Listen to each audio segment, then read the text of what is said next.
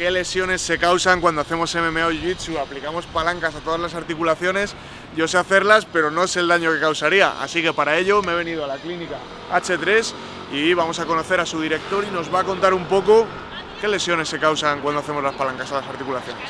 Aunque si no queréis lesionaros, tomar café Overamile, que os va a dar la energía necesaria. Os dejo abajo en la descripción un link para entrar en la página. Y vamos a hablar con su director, con Alex, que nos va a contar un poco todas esas lesiones que los peleadores muchas veces no sabemos. Vamos a empezar, Alex, por la primera, esa hiperextensión de brazo, la palanca de brazo que llamamos nosotros. Eso es, en la palanca de brazo hay que tener mucho cuidado porque al final nos vamos a encontrar con un tope articular que nos lo va a generar el soporte óseo del codo, pero siempre puede existir el riesgo a que exista una luxación en extensión de codo, que esto lo que puede provocar, obviamente, es una fractura y ya no es tanto el daño articular, sino la fractura que puede provocar justo la luxación en extensión. ¿Cómo lo podemos evitar? Pues trabajando mucho la activación del antagonista en este caso, que el antagonista es el bíceps, que el bíceps lo que va a hacer es limitar esa extensión de codo. Entonces, mientras más tono tengamos en el bíceps y mientras más capacidad tengamos de activar ese bíceps, pues justo lo que va a provocar es que luche contra esa hiperextensión del codo. Bueno, ¿y qué nos cuentas de la americana que llamamos nosotros, que es una luxación, una palanca que se hace al hombro? Cogemos la muñeca, el codo y tiramos en esta dirección. ¿Qué lesiones nos causaría?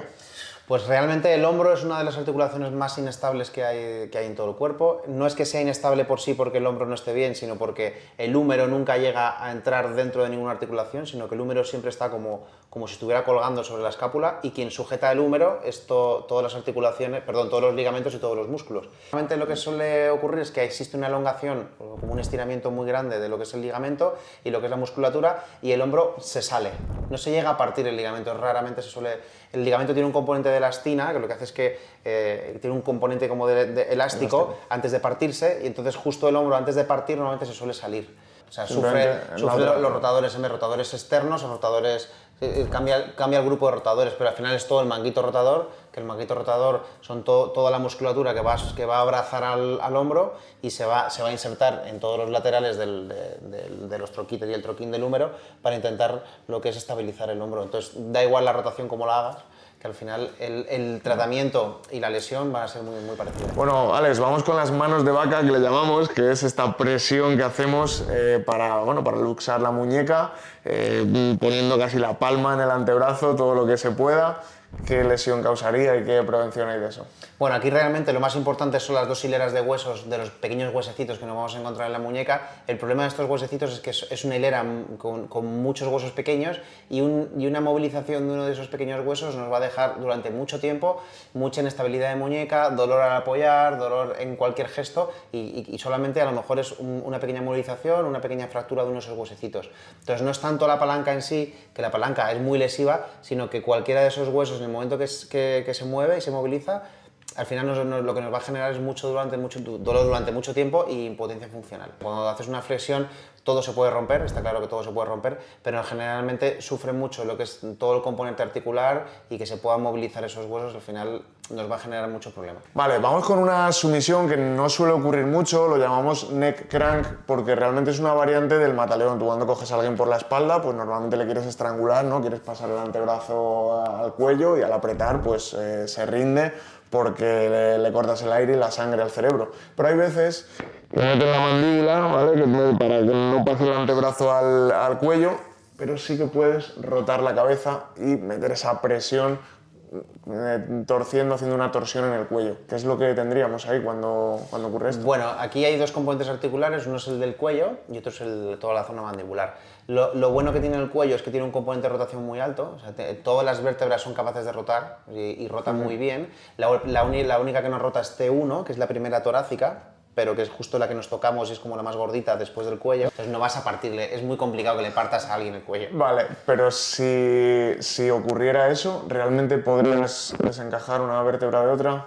¿Qué ocurriría? Imagínate que tienes una máquina y va rotando Llega un momento, está claro que cuando pasa una vértebra encima de otra puede provocar una fractura vertebral pero es que realmente eso es muy complicado porque si eso ocurre la persona fallece en el momento.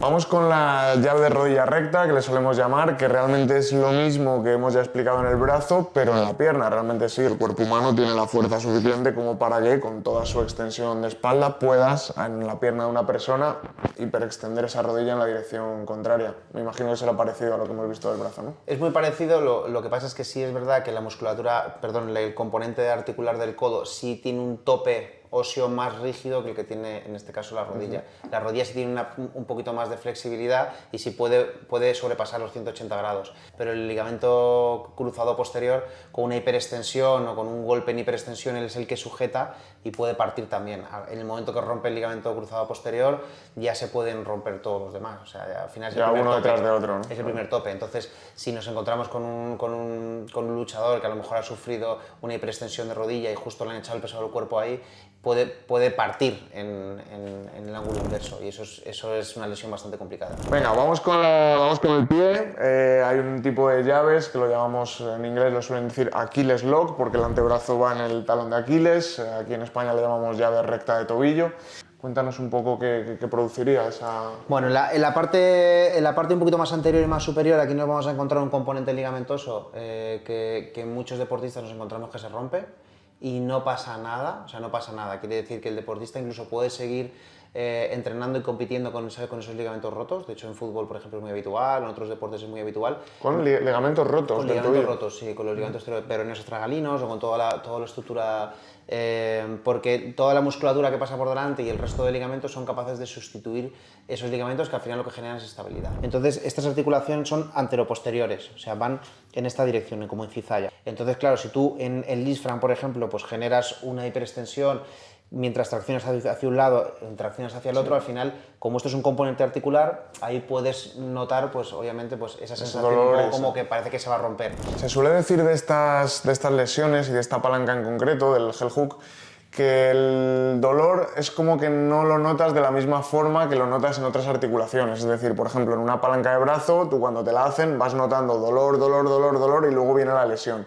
Lo que ocurre con los heel hooks, y por eso también le tememos tanto, sobre todo cuando pones a pelear a dos personas que no tienen mucha experiencia, es que no hay tanta sensación de dolor o no es tan agudo cuando te lo están haciendo. Tú simplemente notas una tensión en la pierna, notas que está tensa, y si el otro sigue tirando, de pronto se produce la lesión y luego ya es cuando viene el dolor. Por eso la consideramos muy peligrosa.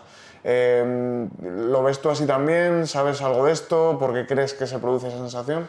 Esa sensación ocurre cuando tiene una afectación de menisco, cuando es una meniscopatía, tanto menisco interno como menisco externo. Si es verdad que tú puedes meter un componente rotacional, se puede pellizcar el menisco, se puede romper el cuerno posterior del menisco, que normalmente es lo que se suele romper, el cuerno posterior, o puede haber una rotura también, se llama en asa de cubo, que es justo en la zona central, pero luego te deja volver un poco a posición de inicio y no notas un crack. ¿Vale? Entonces, eso y no notas un dolor tampoco. En el momento no, pero luego después ese menisco pues se queda enganchado, te pones de cuclillas y de repente no te puedes levantar. Lo conozco. Lo conoces, ¿no? Sí, te pones de rodillas. Tengo operado los dos. Entonces, en el momento no te limita a no ser que partas el cruzado. Si se rompe el cruzado se escucha, además el jugador o el atleta o el luchador escucha un clac.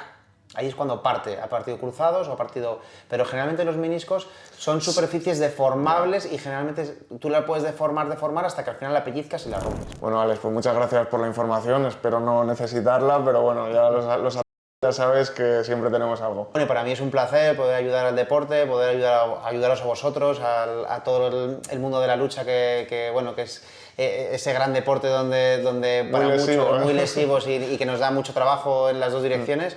Y bueno, y aquí estamos para lo que necesitéis y un placer. Muchas gracias. Dejadme en los comentarios qué opináis, si os habéis lesionado alguna vez y si necesitáis recuperación. También, si os ha gustado este tipo de contenido, darle a like y suscribiros porque se vienen muchas cosas de artes marciales.